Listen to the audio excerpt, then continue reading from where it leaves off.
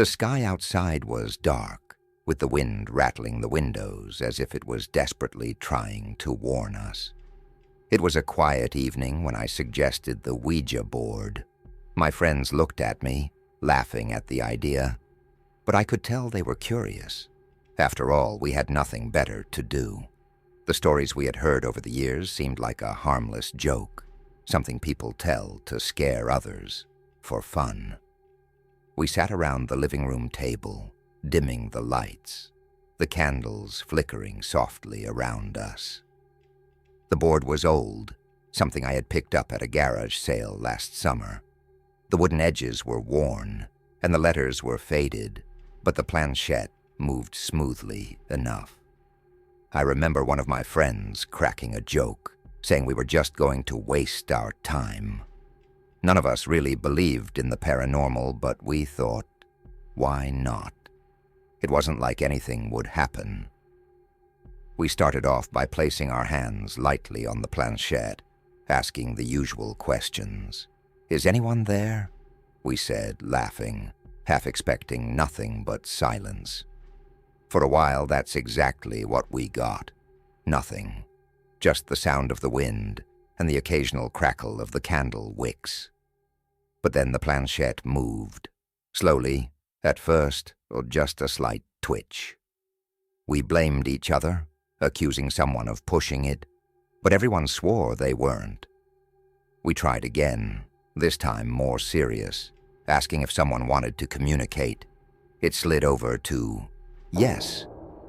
We sat there in stunned silence, unsure whether to be freaked out or intrigued. We asked more questions, simple ones. "What's your name? When did you die?" The answers were brief, almost as if whoever we were talking to was impatient. But then the planchette spelled out something none of us expected. It said, "Stop." My friend asked why, laughing nervously, and then the planchette began moving erratically, faster than before. We tried to end the game, pulling our hands away, but it didn't stop moving. It spelled out one word, over and over again: leave. The room felt colder, the candles flickering wildly. We tried to blow them out, but the flames danced, refusing to die. One of my friends stood up, knocking over the chair, and ran for the door. But it wouldn't open. No matter how hard we pulled, it was like it was sealed shut. The planchette kept moving on its own now, spinning in circles before stopping abruptly. The candles went out all at once. The silence that followed was suffocating. We fumbled for our phones, but none of them would turn on. I could hear someone breathing heavily beside me, but when I reached out, no one was there. Panic set in, the darkness pressing in on us from all sides. We were trapped in the room with something we couldn't see, but we could feel it. I swear it was standing right behind us. Suddenly the door slammed open, and we bolted outside, never looking back. We left the board behind, but whatever we had awakened didn't seem to care. The air felt heavy, oppressive, even after we had escaped. I don't know what we let into that room, but it still lingers. Every time I pass that house, I can feel it watching me. And now, none of my friends talk about that night. We pretend it never happened, but deep down, we all know better. It was one of those nights when everything felt off. The house was eerily quiet, even with my younger brother sitting on the couch across from me. He was bored, and so was I. It was too early to go to bed, but we had already run out of things to do. That's when I remembered the Ouija board. It was tucked away in the closet, a gift from a friend who thought it would be funny to give me something so ridiculous. At first, my brother was hesitant. He had heard stories, rumors from school about people who used Ouija boards and ended up regretting it. But I convinced him it was just a game. We set it up on the coffee table, sitting cross-legged on the floor. The planchette felt strange under my fingers, smooth but cold, almost like it had been sitting in ice despite the warm room. We asked the usual questions, expecting nothing, just like always. But then the planchette moved. My brother jerked his hand away, convinced I was playing a trick on him. I swore I wasn't, but he didn't believe me. Still, curiosity got the better of him, and he placed his hand back on the planchette. This time, we both asked the question, "Is there anyone here?" The answer came quickly. Yes. My brother's face went pale, and I could see him regretting ever agreeing to this. But I couldn't stop. I asked who it was, and the planchette slowly moved to spell out a name. I didn't recognize it, but my brother did. He went stiff, his eyes wide, and for a moment, I thought he was going to pass out. I asked him what was wrong, but he wouldn't answer. The board spelled out, "Remember." That's when my brother stood up and walked out of the room. I followed him, asking what was going on, but he wouldn't speak to me. He locked himself in his room, and I was left standing there, confused and a little scared. I tried to go back to the Ouija board, but it was like something had shifted. The air in the room felt heavy, the shadows darker than before. I don't know what my brother remembered, but from that night on, he was different, quieter. He refused to talk about the Ouija board, and whenever I tried to bring it up, he would shut me down. Sometimes, late at night, I can hear him whispering in his room, like he's talking to someone. But when I check, he's always alone. At least that's what it looks like. But I know better now. The board didn't just communicate with us. It brought something back, something that has never left.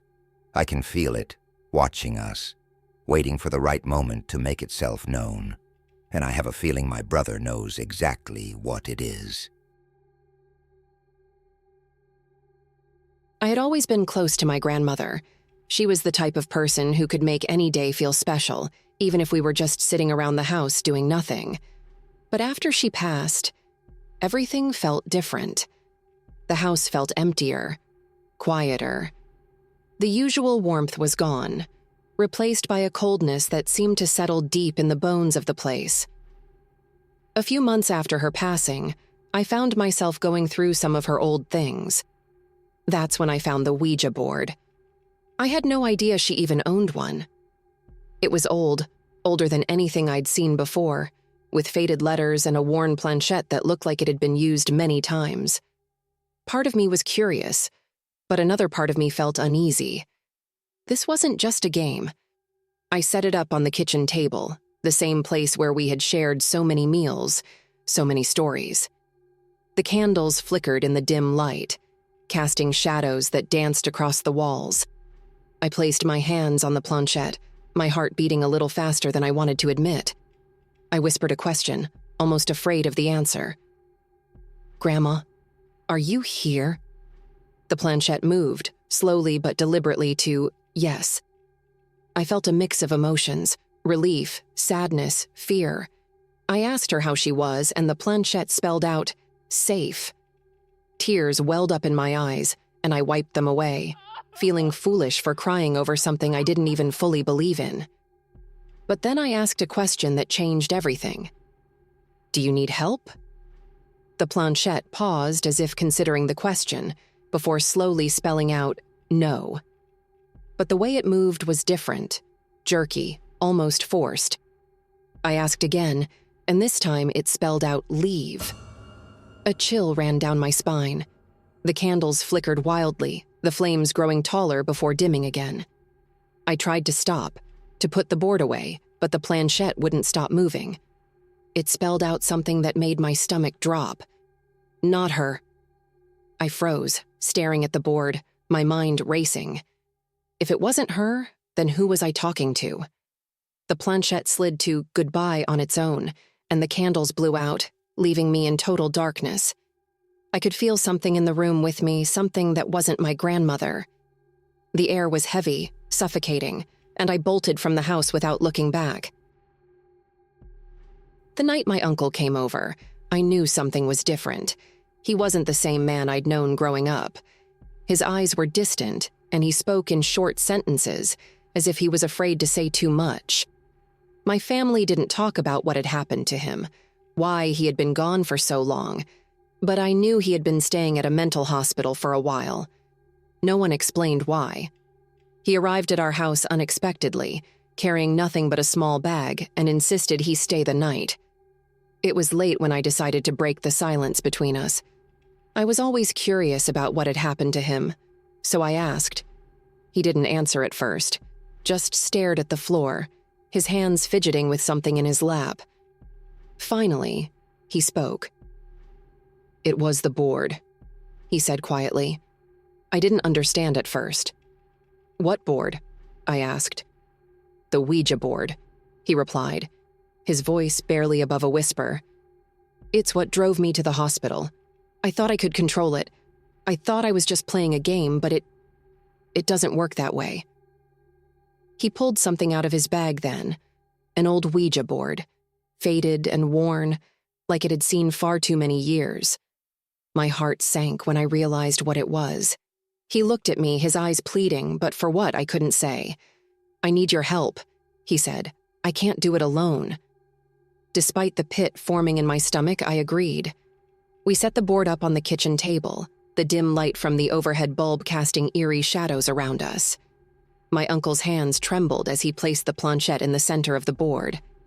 I followed suit, my own hands shaking as I touched the cold wood. We started the session, my uncle muttering a few words under his breath. At first, nothing happened.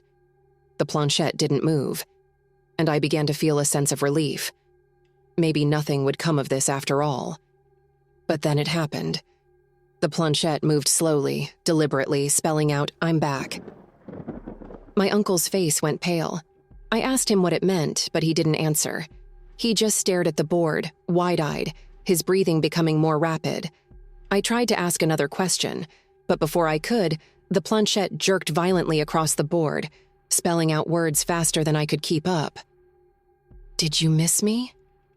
No escape. I'll never leave." My uncle stood up abruptly, knocking his chair over. "It's him," he whispered. "It's the one who followed me. He won't stop. I thought I left him behind, but he's still here." The room felt colder, the lights flickering as if the electricity was about to give out.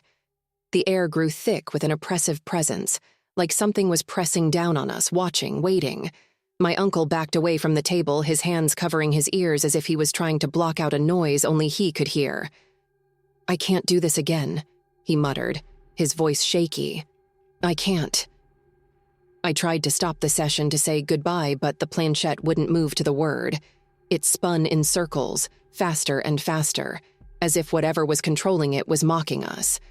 My uncle let out a cry and ran from the room, slamming the door behind him. I sat there frozen as the board continued to move on its own, spelling out the same message over and over. "He's mine." The lights went out, plunging the room into darkness. I fumbled for my phone, using its flashlight to find my way out. My uncle was huddled in the corner of the living room, muttering to himself, his eyes wild with fear. I could hear him repeating the same thing over and over. "It never ends." The next morning, he was gone. He didn't leave a note, and no one in the family knew where he went. But the board remained, sitting on the table like it was waiting for someone else to pick it up. I threw it away, but every now and then I can still hear my uncle's voice in my head. "It never ends."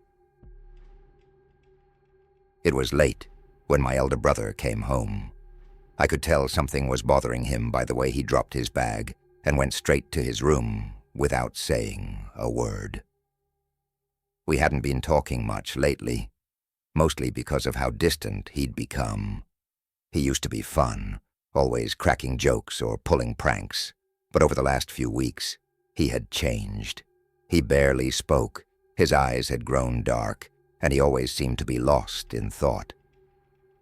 I decided to check on him, knock on his door and ask if he was all right.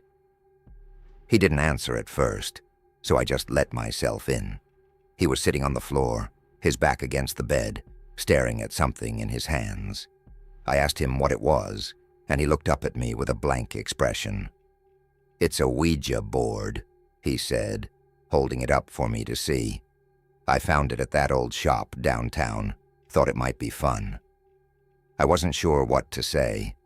I didn't really believe in that kind of stuff. But seeing the way my brother was acting made me uneasy. He had never shown any interest in the supernatural before. I asked him if he'd used it, and he shrugged. "Once," he said, "but nothing happened. I just thought I'd try again." I sat down next to him, feeling a little uneasy but curious. He handed me the board, and I ran my fingers over the worn surface, the letters faded from years of use. The planchette was small, smooth, and surprisingly cold to the touch. "Let's try it," he said, his voice low. We set the board on the floor between us and placed our hands on the planchette. My brother started asking the usual questions. "Is anyone there? What's your name?" But the planchette didn't move. I could feel him growing frustrated, but he kept going, asking more questions, trying to get something, anything. Then it happened. The planchette moved just a little at first, like a twitch. My brother's eyes lit up, and he asked another question. "Are you here for us?" The planchette slid to yes. I pulled my hand away, suddenly feeling like this was a bad idea, but my brother didn't flinch. He kept his hands on the planchette, his eyes locked on the board. I told him we should stop, but he just shook his head. "No, I need to know more." He asked another question, but this time, the board didn't answer in words. The planchette started to move in rapid, erratic circles, spinning faster and faster. My brother's hands stayed on it, his eyes wide with fascination, while I could feel the air in the room grow heavier, colder. The lights flickered, and I heard something, faint, like a whisper. I asked my brother if he heard it too, but he didn't respond. He was completely focused on the board. The planchette stopped suddenly, pointing directly at the letter I. My brother's eyes widened. He whispered something I'll never forget. "I've heard that voice before." I asked him what he meant, but he didn't answer. Instead, he stood up, knocking the board to the floor, and walked out of the room. I didn't see him again that night. When I went to check on him the next morning, his room was empty. His phone, wallet, everything was still there, but he was gone. The police couldn't find him, and we never heard from him again. But the board remained. I've thought about using it, trying to find answers, but something tells me it's better left alone. I never really believed in Ouija boards. It seemed like a silly game, a way to pass the time on a boring night. But that changed one evening, when I found myself alone in the house with nothing to do. I don't know why I pulled it out from the closet. Maybe it was boredom, maybe it was curiosity, but either way, I found myself sitting on the living room floor, the board in front of me, a candle flickering on the table beside me. I wasn't expecting much. I had used the board a few times with friends, and nothing ever happened. But that night, something felt different. The air was thick, like there was something unseen in the room with me. I placed my hands on the planchette and asked the usual question. "Is anyone here?" I sat in silence for what felt like forever. I almost laughed at myself, ready to put the board away, but then the planchette moved. It was slow, deliberate, and my heart skipped a beat as it slid to yes. I swallowed hard, telling myself it was just my imagination. I asked another question. "What's your name?"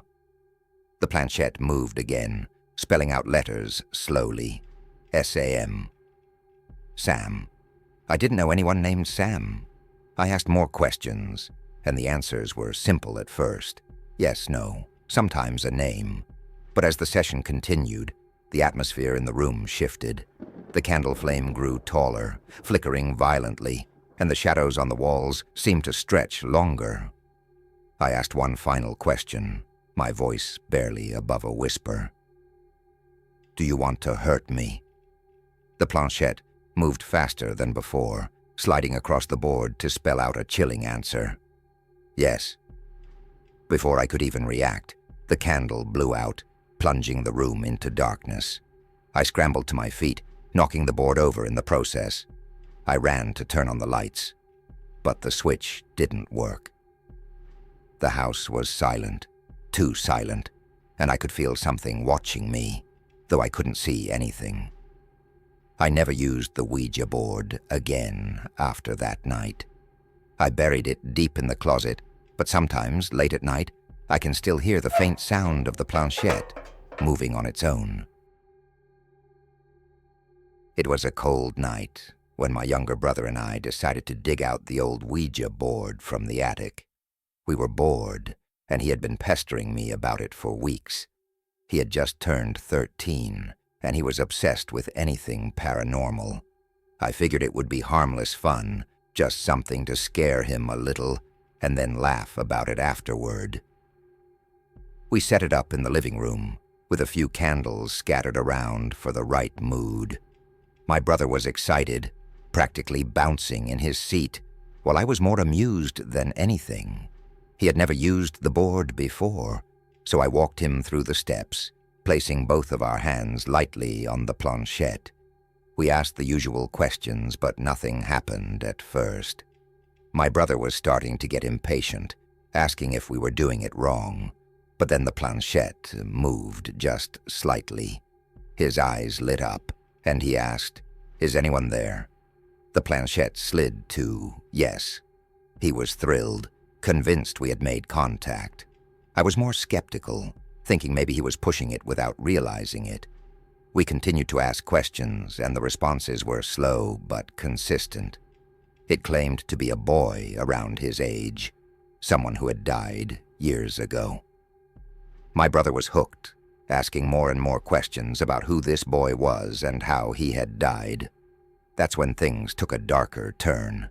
The answers became more erratic, the planchette moving faster, almost violently. It spelled out words that didn't make sense, fragments of sentences that seemed to be warnings.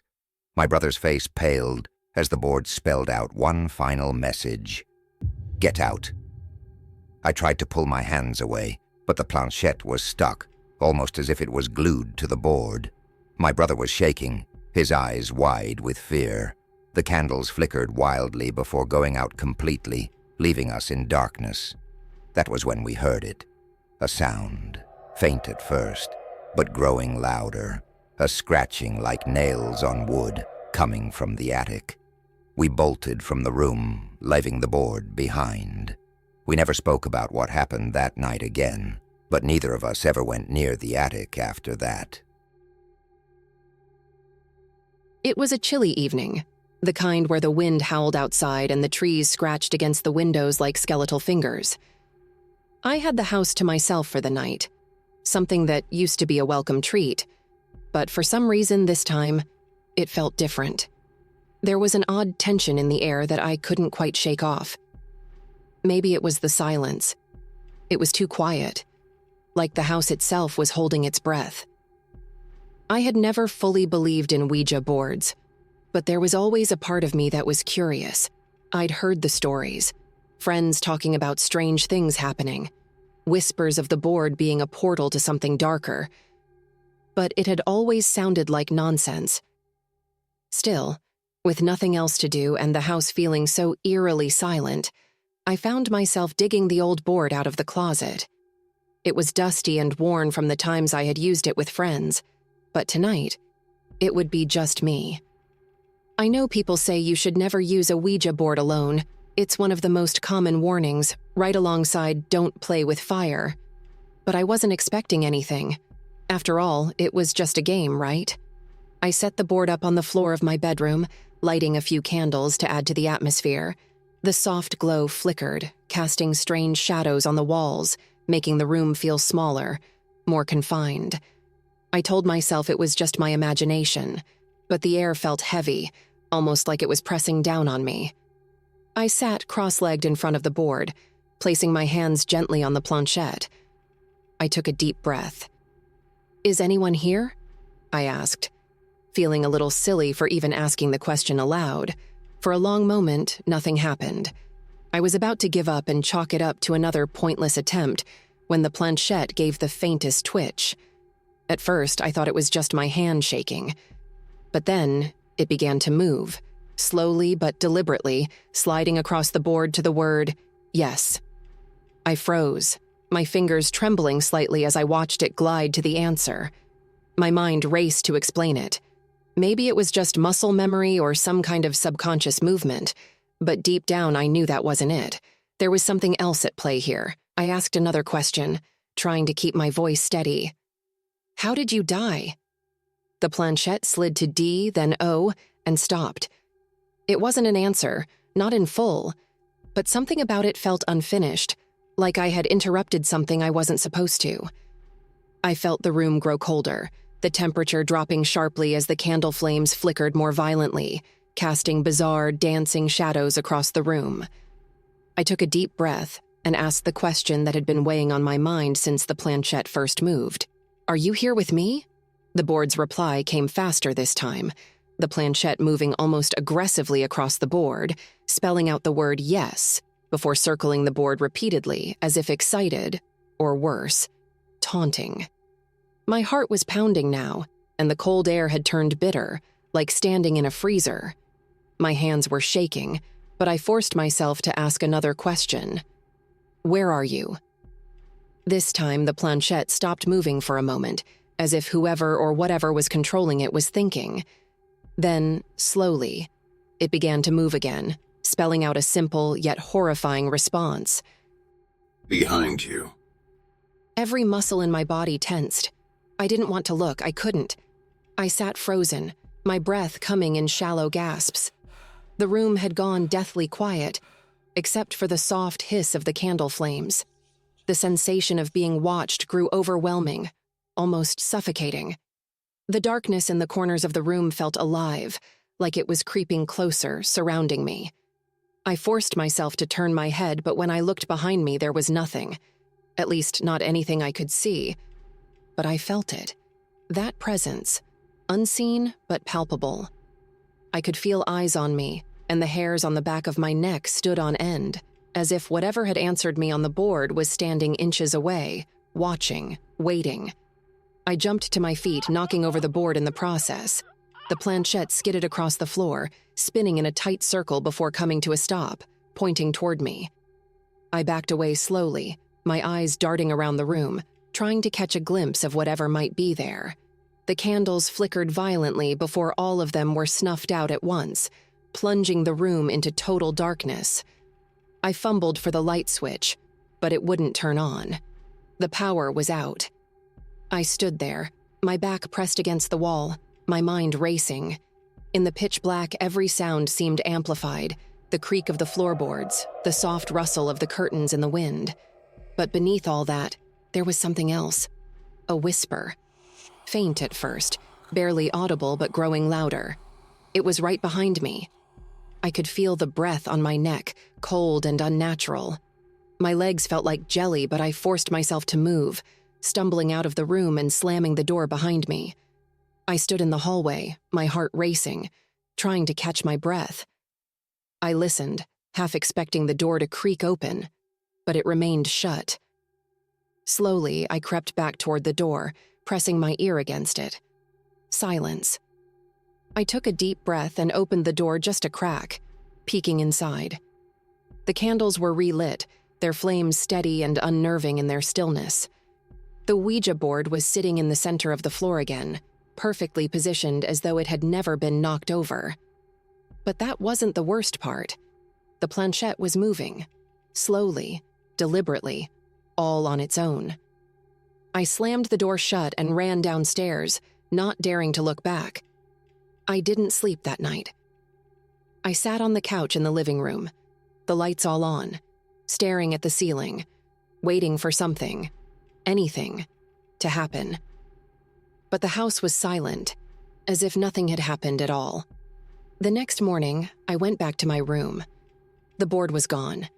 I searched everywhere, under the bed, in the closet, even the attic. It had simply vanished. I don't know what happened that night or where the board went, but something tells me that whatever I spoke to wasn't finished with me. Sometimes when I'm alone at night, I can still feel that cold presence, just behind me, watching, waiting. I know better than to turn around. If you enjoyed this chilling tale, don't forget to like and subscribe. Hit the notification bell so you never miss out on more spine-tingling horror stories. Stay safe and never play alone.